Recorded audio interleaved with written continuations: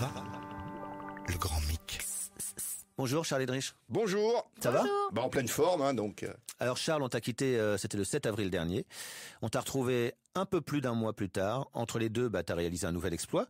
Une première mondiale, la traversée intégrale, à pied, en autonomie complète, du désert de l'Atacama, qui se trouve au Chili, qui est le désert le plus aride du monde, où il fait très très chaud, soit 1400 km, on va dire environ, un peu plus. 1300, la réalité, 1300 km parcourus. On a suivi évidemment cette folle aventure sur Nova chaque semaine, et ce matin donc, tu es notre invité, bienvenue. C'est un plaisir. Alors, combien de kilos perdus ? À l'arrivée, probablement aux alentours de 13 kilos. Volontairement, je pars pas hyper affûté, parce que je sais que je vais perdre comment énormément. C'est possible, ça, de pas partir hyper affûté ? Disons, sur ce genre d'expédition, c'est tellement physique, il y a plus d'inconvénients à partir trop affûté que pas assez. Combien de kilomètres parcourus, mais par jour cette fois ? En moyenne, un peu plus de 40. Maximum 61, minimum quand j'ai eu, donc pendant 3-4 jours, là, il fallait que je gère mon entorse, 18-19 km par jour. En fait, c'est pas des jours, c'est des nuits. Oui, enfin par 24 heures, exactement. Donc parce qu'au début, j'ai tâtonné un petit peu, et puis après, j'ai adopté le rythme suivant. Je me levais aux alentours d'1h, 2h du matin. J'étais en mouvement jusqu'à midi. Et après, je faisais une pause entre midi et 3h30. Et puis après, je remarchais je me remettais en mouvement jusqu'à 20h. Tu avais un traîneau avec toi, 150 kilos à peu près, donc beaucoup d'eau dessus. Voilà, donc 150 kilos maximum, donc toute la nourriture, l'eau, le matériel, les vêtements, etc. Donc. Du matériel que tu as parfois dû abandonner parce que la situation n'était pas identique à celle que tu pouvais imaginer. Alors, c'est surtout au début de l'expédition. Voilà, ça, au début de l'expédition, en fait, je suis parti plus léger que ce que je prévoyais parce que j'avais pas reconnu les 300 premiers kilomètres. Et en me rendant au départ... Et dans mon esprit, c'était à peu près de même nature que le reste. Et en fait, pas du tout. Il y avait des canyons extrêmement profonds où j'avais pas le choix. Il fallait absolument que je descende et que je remonte de l'autre côté, de temps en temps avec 20 km de montée. Donc quand j'ai vu ça, donc j'ai pris peur. Je me suis dit, mais je vais jamais arriver à passer avec la charge. Donc j'ai éliminé tout ce que je pouvais éliminer, c'est-à-dire par exemple... Attends. Sur ton chariot, il y a quoi au départ ? Il y a de la flotte, beaucoup. Il y a un réchaud, enfin des trucs pour cuisiner. Voilà, une tente, il y a une tente, il y a quoi d'autre ? Des vêtements, voilà. 2 paires de chaussures, par exemple. Voilà. Et t'élimines quoi, toi, Mélanie, là-dedans ? Tu sais qu'il va falloir que tu enlèves des trucs. T'enlèves quoi ? Des vêtements ? Charles, non, il n'enlève pas ça. Enfin, peut-être qu'il a enlevé des vêtements. J'ai enlevé des vêtements. J'ai enlevé le réchaud. Le réchaud, ce qui te permet de manger, quoi. C'est-à-dire que la bouffe, non, tu as mangé froid tout le temps, en fait. Enfin, en même temps, j'avais pas de réchaud, donc oui. Donc le problème était... Tout le temps, parce que à un moment, j'ai fait un feu. En fait, l'histoire, c'était un peu des paysages de Far West. À ce moment-là, il y a des rails de chemin de fer. Et avec les traverses, j'ai fait un feu, donc pour m'amuser un petit peu la nuit. Est-ce que tu as croisé du monde ? Alors, j'ai croisé, pour ce qui est des randonneurs, des aventuriers, j'ai croisé un cycliste, un vététiste au départ, point final. Et puis, j'ai fait quelques rencontres extraordinaires. Par exemple, les forces spéciales chiliennes, des militaires qui s'entraînaient dans le désert, donc la nuit. Donc, je me rapproche. Et puis à la frontale, les 2 officiers viennent me voir, et pour eux, j'étais un extraterrestre, parce qu'ils n'avaient évidemment jamais vu ça. Et donc ils t'ont tiré dessus. Voilà, ils ont commencé par me tirer dessus, puis après ils m'ont demandé comment je procédais, donc j'ai sorti ma nourriture.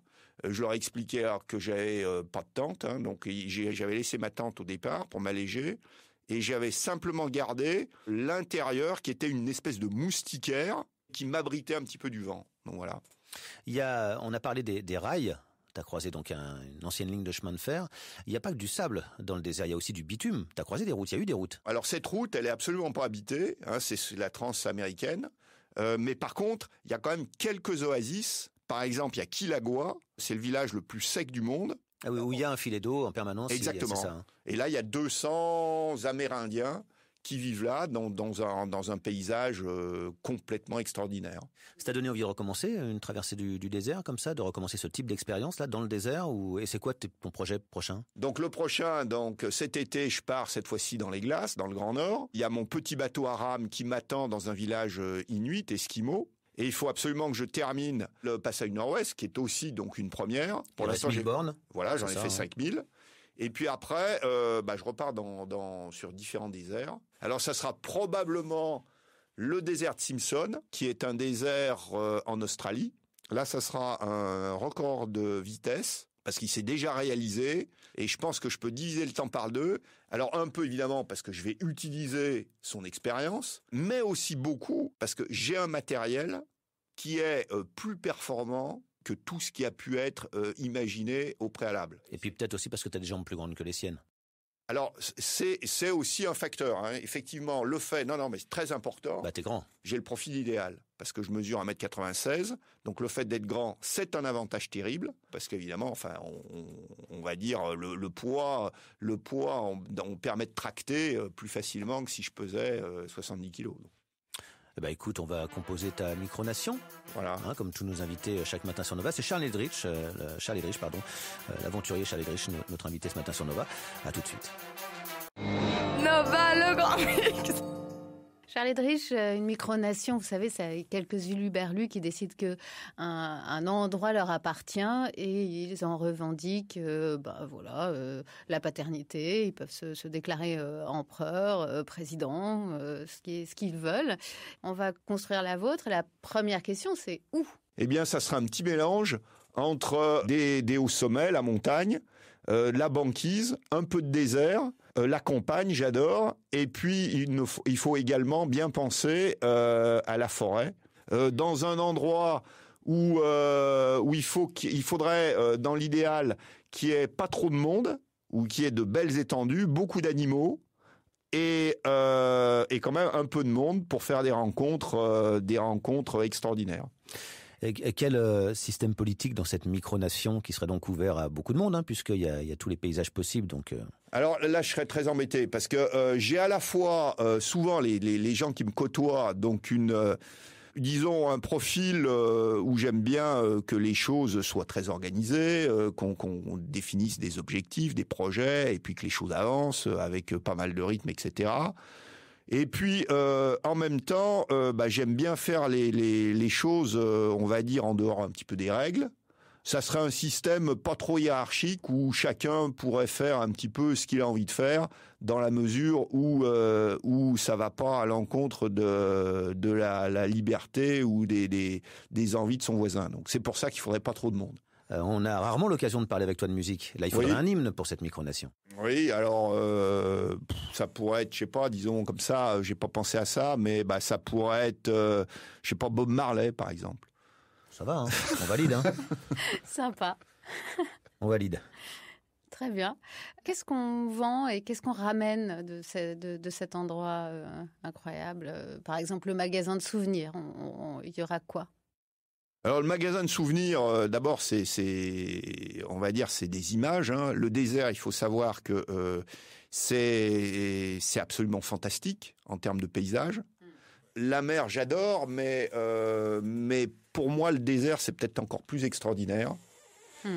Et d'ailleurs il y a une question que je me pose. Maintenant je connais bien tout ce qui a pu, enfin assez bien tout ce qui a pu. On va y répondre avec Mélanie, vas-y. Tout ce qui a pu se faire dans les déserts, et je m'aperçois qu'il y a finalement très peu de choses qui sont faites en autonomie sans ravitaillement. Alors qu'en matière de montagne ou pour ce qui est de la mer, tout ce qui est possible de faire, les gens l'ont soit fait, soit ont le projet de le faire. En matière de désert, il y a très peu de choses. Et tu te demandes pourquoi ? Eh ben, je sais pas pourquoi. Mélanie va te répondre. Parce qu'ils n'ont pas les bonnes chaussures. Peut-être. Non, mais peut-être. Hein. C'est ça qui est intéressant aussi dans toutes tes expériences, tes aventures, c'est que comme ce sont des premières, le matériel n'existe pas. Ça dépend ça dépend des cas de figure. Là, il y a vraiment eu 2 ou 3 choses qui ont été qu'il a fallu trouver. Donc, il faut composer. Je prends un détail. Moi, disons dans le désert, je m'aperçois que je prends ce qui marche le mieux pour ce qui est des chaussures. On en a parlé un petit peu. Je prends des chaussures de course à pied, les plus légères possibles. Je vais même jusqu'à les découper avec un couteau. A priori, c'est pas l'usage pour l'instant des traversées dans le désert. Ça, c'est peut-être un truc qu'on peut vendre à des ingénieurs pour des idées, justement. Des chaussures découpées au couteau. Donc. Des chaussures découpées au couteau qui pourraient être designées avec je sais pas, des chariots. Avec des roues de skate. Et puis tout ça vendu en matériel de randonnée et de camping. Tout à fait. Hein. D'ailleurs, le chariot, on est en train exactement de développer une idée de ce genre.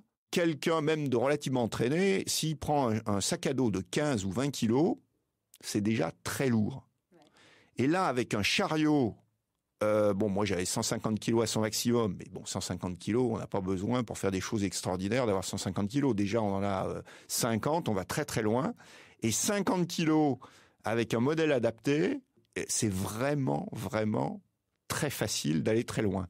Je trouve extraordinaire l'idée de faire des voyages, des randonnées en autonomie. Oui, c'est vrai. C'est une très belle idée. Merci beaucoup, C'est Charles un Edrich, plaisir, c'est un plaisir. d'avoir été avec nous. Puis on te retrouve évidemment tous les vendredis pour tes multiples aventures. Et puis on attend surtout la prochaine, la fin de la traversée du passage du Nord-Ouest. Voilà.